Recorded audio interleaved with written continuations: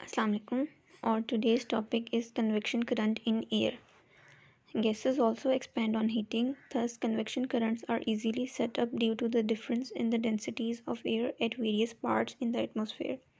This can be observed by a simple experiment set up as shown in figure 9.8.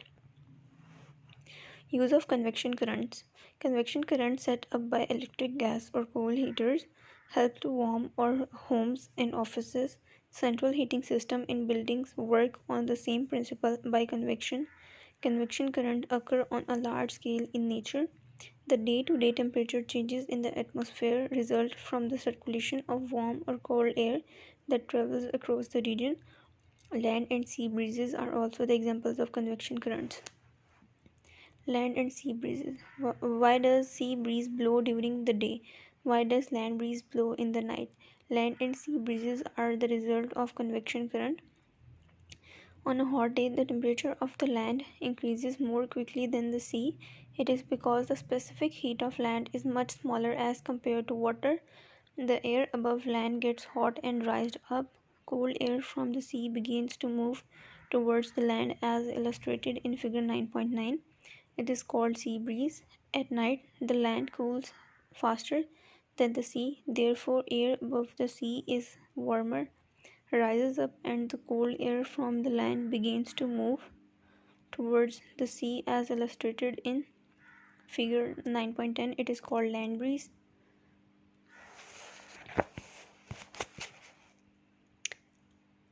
How do the land and sea breeze helps to keep the temperature moderate in coastal areas? Gliding. What causes a glider to remain in air? A glider, such as shown in figure 9.11, looks like a small aeroplane without engine. Glider pilots uses upward movement of hot air currents due to convection of heat.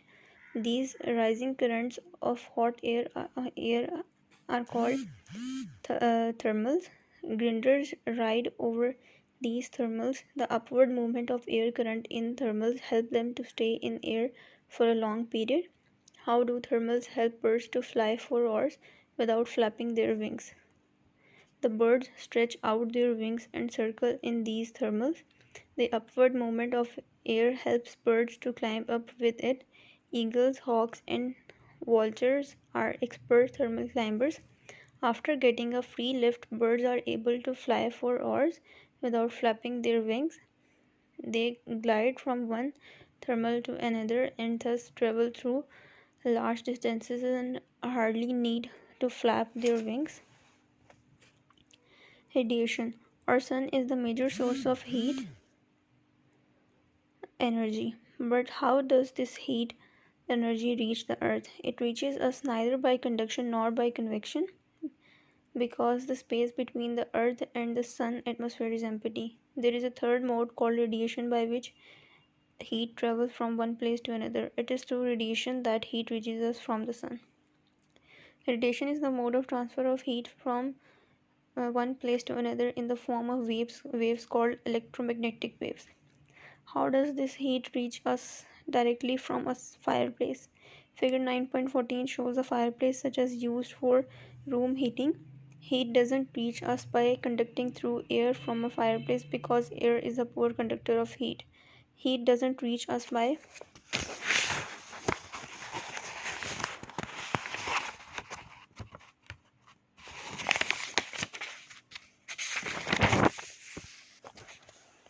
Heat doesn't reach us by convection because the air getting heat from the fireplace doesn't move in all directions.